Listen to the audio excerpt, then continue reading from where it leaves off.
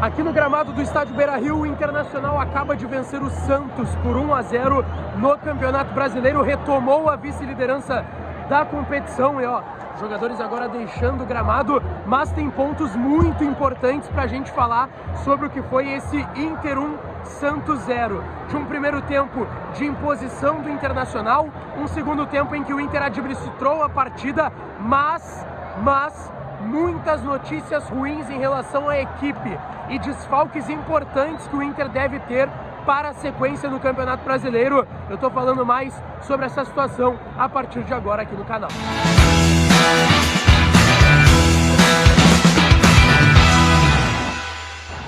Vamos então, rapaziada, falar mais do Colorado por aqui. Olha só onde eu tô.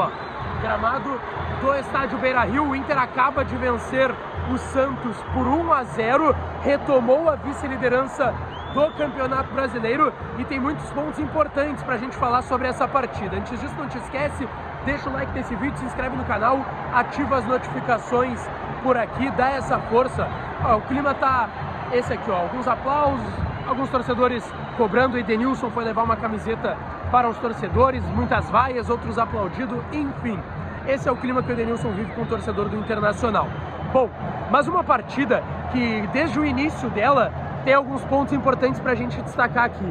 Primeiro, a escalação do Mano, em que ele opta por deixar o Alan Patrick no banco de reservas. O Alan Patrick, que tinha uma sequência de partidas, não vinha jogando mal, não era essa questão, mas o Maurício, muito por conta do que fez no segundo tempo contra o Bragantino no 0-0 aqui em Porto Alegre na semana passada, acabou começando a partida e o Alan Patrick foi para o banco. O Inter começou escalado com o Moledo na vaga do mercado, com o Bustos retornando à lateral direita, o Kehler sendo mantido no gol, o Pedro Henrique sendo mantido no ataque, mas o principal destaque foi no meio de campo. Edenilson e Alan Patrick no banco de reservas e um time com o retorno do Johnny, que voltou da seleção norte-americana e fez um bom primeiro tempo, inclusive o Johnny, mas o Alan Patrick acabou ficando no banco de reservas. O meio campo tinha Gabriel, Johnny, Maurício e também o Carlos de Pena.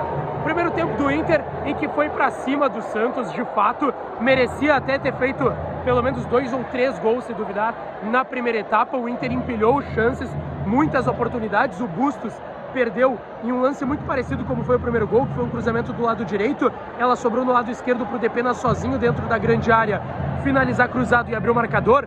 E teve um lance muito semelhante, que foi um cruzamento do Maurício pelo lado esquerdo, só mudando o lado, e o Bustos sozinho perdeu o gol, praticamente com o João Paulo caído na goleira. O Inter poderia ter feito 2 ou 3-0 na primeira etapa. O Santos tentou em contra-ataques, principalmente em jogadas com o Ângelo, agredir o Inter, criar oportunidades e conseguiu, inclusive em uma dessas, de uma finalização do Ângelo, o Kehler para mim fez a defesa do jogo de mão trocada com o braço esquerdo, uma bela defesa aqui, nessa goleira aqui, uma bela defesa. O Ângelo jogou muito bem, incomodou muito a defesa do Inter pelo lado do Santos, mas um primeiro tempo do Inter que foi bom. O Inter atacou, agrediu o Santos, criou oportunidades, poderia ter feito até 2 ou até 3-0 na primeira etapa. Na segunda etapa, um Santos que dominou com posse de bola, mas sem agredir o Inter. E o Inter que não jogou.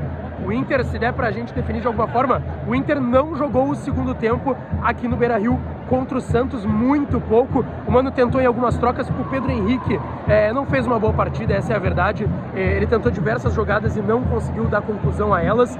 Então o Pedro Henrique foi um destaque que na minha visão foi negativo da partida, não conseguiu o Pedro Henrique jogar tão bem como jogou em outras oportunidades. E aí, por isso, o Mano fez algumas alterações interessantes. Colocou o Brian Romero na vaga do alemão, que era natural, o Mikael seguiu no banco. Ele tira o Pedro Henrique e coloca o Gustavo Maia, que entrou bem. É verdade que o Gustavo Maia não fica para a próxima temporada, mas entrou bem no time do Internacional.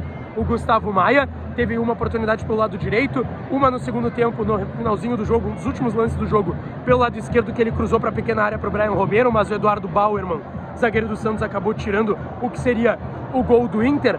Mas os destaques de substituições da segunda etapa ficam por conta das lesões.